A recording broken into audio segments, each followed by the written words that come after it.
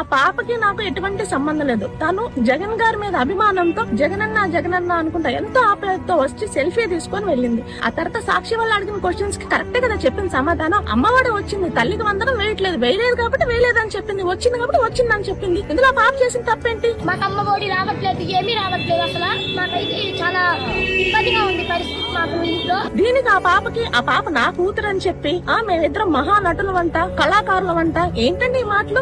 అంటే మీరు మహానటి సావిత్రి గారిని కించపరిచినట్ట, లేకపోతే కళాకారులను కించపరిచినట్ట? ఆ పాప మాచర్ల నియోజకవర్గానికి సంబంధించిన పాప అని రాశారు. ఆ పాప పేరు దేవికారెడ్డి అని రాశారు. నా పేరు కొత్తపల్లి రజని. అసలు పాప పేరు దేవికారెడ్డి స్పెసిఫిక్ గా మీరే మెన్షన్ చేస్తారు, మళ్ళీ నా కూతురు అని చెప్తున్నారు. ఏ విధంగా మీరు ఇట్లా మాట్లాడతారు? ఆ పాప బిఎన్ఆర్ గోల్డ్ షాప్ వాళ్ళతో లింక్ పెట్టారు. అసలు వాళ్ళకి మాకు ఆ పాపకి ఎటువంటి సంబంధం లేదు. అంటే ఒక నిజాన్ని చంపేయటం కోసం, ఒక అబద్ధాన్ని వెలిగించడం కోసం మీరు ఎంత కాడికైనా దిగజారిపోతారని ఇదొక్కటే చెప్తాను. నన్ను అన్న వాళ్ళందరికీ ఒక రోజు అనేది వస్తుంది, సమాధానం తప్పకుండా చెప్తాను. వెయిట్ అండి. మొన్న కూడా అంతే, బెండపూడి స్టూడెంట్స్ ఇంగ్లీష్ ఫ్లూయెన్సీగా మాట్లాడితే ఎంత ట్రోలింగ్ చేశారు. ఆ పాపకి 500 అబోవ్ మార్క్స్ వస్తే ఫెయిల్ అయిపోయిందని చెప్పి ప్రచారం చేశారు. ఎక్కడ చూసినా గీతాంజలిని చూసుకుంటే అంత చచ్చిపోయే వరకు ఎంత ఆడుతూనే ఉన్నారు. ఇందులో మీకు ఏ ఆనందం వస్తుందో నాకేం అర్థం కావట్లేదు.